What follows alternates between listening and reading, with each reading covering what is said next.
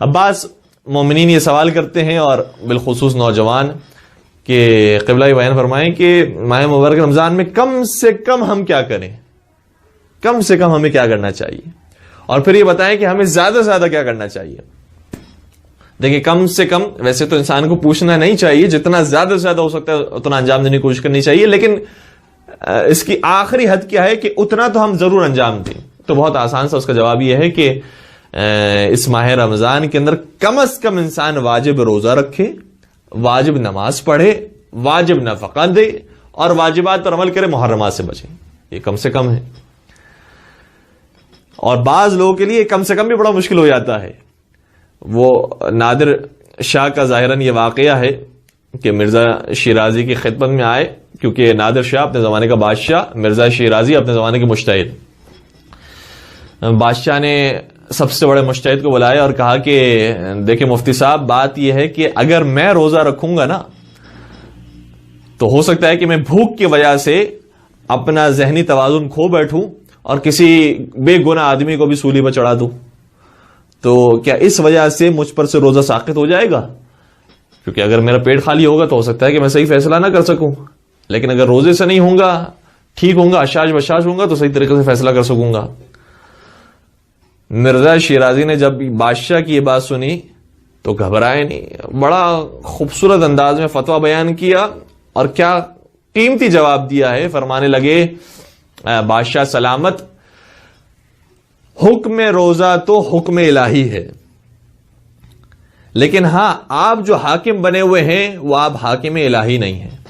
لہذا اگر آپ کو روزہ رکھنے کے بعد فیصلہ کرنے میں کچھ پریشانی ہوتی ہے اور صحیح طریقے سے آپ فیصلہ نہیں کر پاتے ہیں تو آپ حکومت سے عزل ہو جائیے اور جو اس کے لائق ہے اسے اپنے مسند پر بٹھا دیجئے تاکہ وہ روزے کے ساتھ صحیح فیصلے کر سکے. تو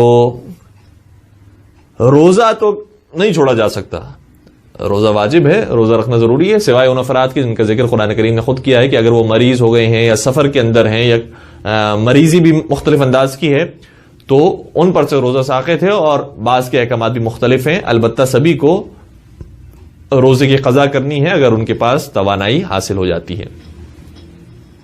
تو کم سے کم تو اس کی لمٹ یہ ہے کہ کم از کم انسان واجبات پر عمل کرے، محرمات سے بچے. زیادہ سے زیادہ اس کی کیا لمٹ ہے؟ زیادہ سے زیادہ انسان کیا کرنا چاہیے؟ زیادہ سے زیادہ میں تو ویسے ہی ہے کہ انسان جو کچھ کر سکتا ہے کرے، لیکن ابھی ہم اپنے پریکٹیکل لائف کے حساب سے زیادہ سے زیادہ جو کرنا چاہتا ہے وہ 1 گھنٹہ قرآن کریم کو ضرور دے. 1 گھنٹے کے اندر 1 سپارے کو مکمل کریں، عربی بھی پڑھیں اور ترجمے کے ساتھ پڑھنے کی کوشش کریں.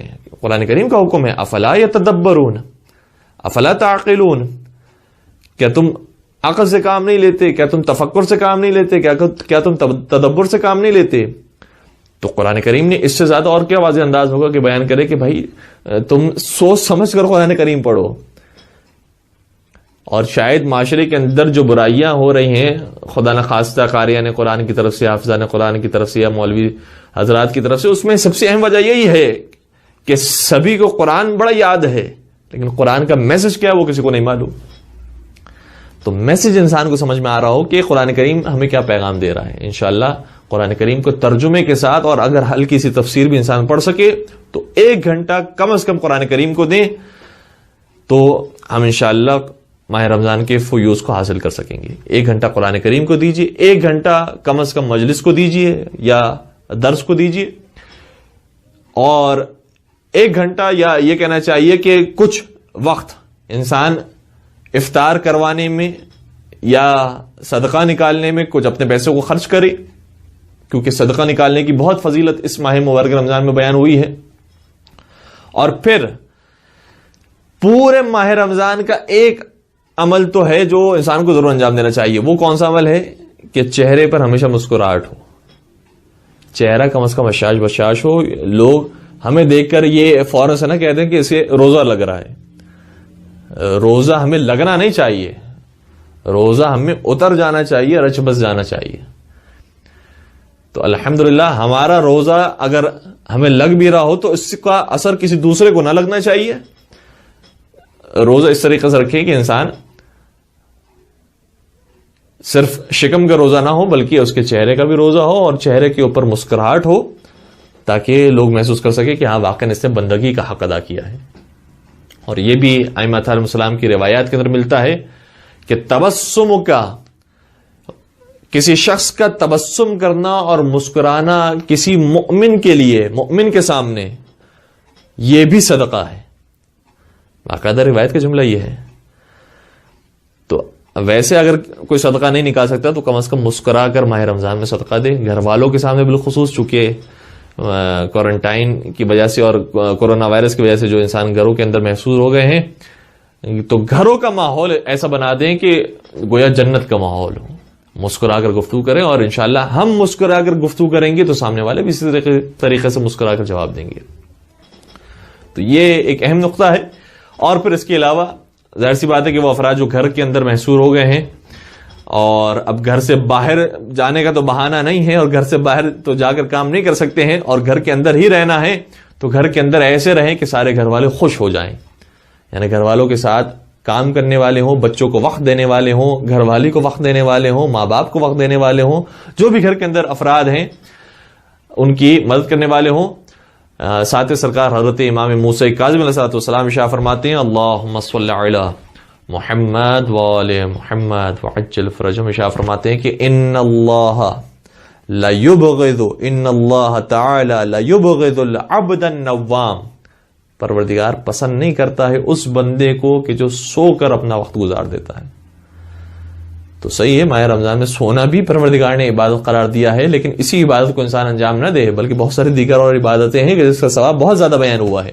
انشاءاللہ اسے انجام دینے کی کوشش کریں کہ ماہ مبارک رمضان میں وقت اپنا ضائع انسان نہ کرے، گھر کے جتنے کام ہو سکتے کرنے کی کوشش کرے. اور مولا متقیان، شاہ مردہ، شیر یزدہ، حضرت علی ابن ابی طالب صلی اللہ علیہ وسلم، اللہم صلی علی محمد وآل محمد وعجل فرجہم، ان کے بارے میں ملتا ہے کہ کان امیر المؤمنین یحتطب ویستقی ویکنس. وہ جو فاتح خیبر خندق ہیں، وہ جو گھر سے باہر نکل کے کنویں کھودا کرتے تھے، جو کھیتی باڑی کیا کرتے تھے، زراعت کیا کرتے تھے، کتنے کام ہیں جو مولا متقیان نے باہر نکل کر کیے ہیں، اور اتنا اپنے آپ کو کام کاج کے اندر مصروف کر لیا تھا کہ ایک وجہ یہ بھی ہے کہ مولا متقیان کو ابو تراب کہا جاتا ہے. خاک نشین، یعنی سارا بدن اور سارا لباس خاک آلود ہو رہا ہوتا تھا، اس قدر زحمت اٹھانے والے تھے.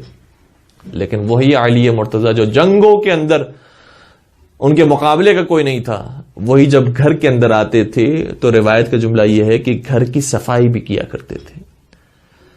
گھر میں باقاعدہ جملہ یکنسو، یکنسو کا مطلب عربی زبان میں ہوتا ہے جھاڑو دینا. اللہ اکبر. علی مرتضیٰ اپنے گھر کی صفائی کیا کرتے تھے، لکڑیاں لے کر آیا کرتے تھے، کنویں سے پانی بھر کے لایا کرتے تھے، اور گھر والوں کی مدد کیا کرتے تھے.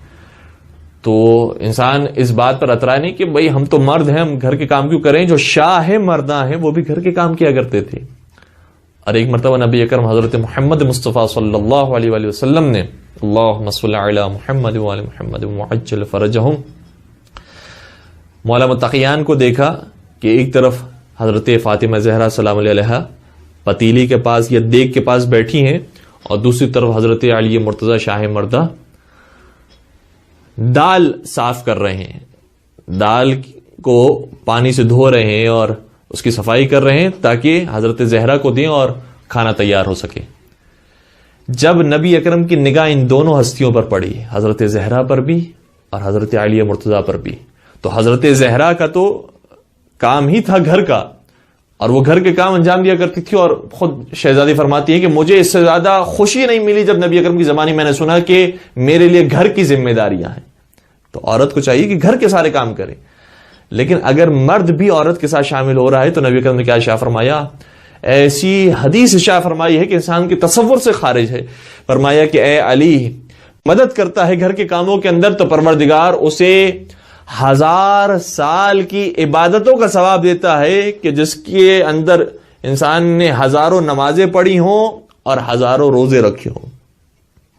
اور پھر آگے شاہ فرماتے ہیں اور 1000 جہاد کا ثواب دیتا ہے، 1000 شہیدوں کا ثواب دیتا ہے، 1000 غلاموں کو راہ خدا میں آزاد کرنے کا ثواب دیتا ہے، 1000 بھوکوں کو کھانا کھلانے کا ثواب دیتا ہے، 1000 بے لباسوں کو لباس دینے کا ثواب دیتا ہے، 1000 شہداء کا ثواب عطا فرماتا ہے. اور کتنے ہی ثواب تھے جو نبی اکرم نے فرمائے. اور پھر فرمایا کہ جو شخص گھر والوں کا ساتھ دیتا ہے تو پروردگار اس کا مقام جناب داؤد علیہ السلام کے برابر، جناب یعقوب علیہ السلام کے برابر اور جناب عیسیٰ علیہ السلام کے برابر کر دیتا ہے. اللہ اکبر. اسلام نے کبھی بھی کنڈیم نہیں کیا ہے. یہ انسان کے لیے ننگ اور عار کی بات نہیں کہ گھر والوں کو ساتھ دینے والا ہو. یہی انسان کی مردانگی ہے. انسان جو گھر سے باہر شریف ہے، گھر سے باہر بڑا متقی مومن ہے، گھر کے اندر بھی انسان ویسے ہی مومن و متقی پرہیزگار ہو، گھر والوں کو ساتھ دینے والا ہو. اور یہ بھی اس روایت کے اندر بیان ہوا ہے کہ جو شخص ننگوار محسوس نہیں کرتا ہے گھر والوں کو ساتھ دینے کے اندر، تو پروردگار اسے قیامت کے عذاب سے محفوظ رکھے گا اور قیامت کے میدان میں اسے ایک خاص مقام و مرتبہ عطا فرمائے گا. تو ماہ مبارک رمضان میں چونکہ ہمارا موضوع بھی یہ ہے کہ منفرد رمضان، منفرد ذمہ داریاں. تو اب رمضان اگر اس طریقے سے آیا ہے تو یہاں پر بھی ہماری ذمہ داری بنتی ہے کہ گھر والوں کے ساتھ اس طریقے سے سلوک کریں کہ واقعاً گھر والے خوش ہوں اور تمنا کریں کہ جتنا وقت یہ ہمارے ساتھ گزار سکتے ہیں گزاریں. جس طریقے سے مولا متقیان نے فرمایا ہے کہ نیک آدمی کی صفت اور پہچان یہ ہوتی ہے کہ جب تک زندہ ہوتا ہے لوگ اس سے ملاقات کی تمنا کرتے ہیں، اور جب وہ مر جاتا ہے تو لوگ اس کے اوپر آنسو بہاتے ہیں اور اسے یاد کرتے ہیں. تو انشاءاللہ پروردگار ہمیں ماہ مبارک رمضان کو اس انداز سے گزارنے کی توفیق عطا فرمائے.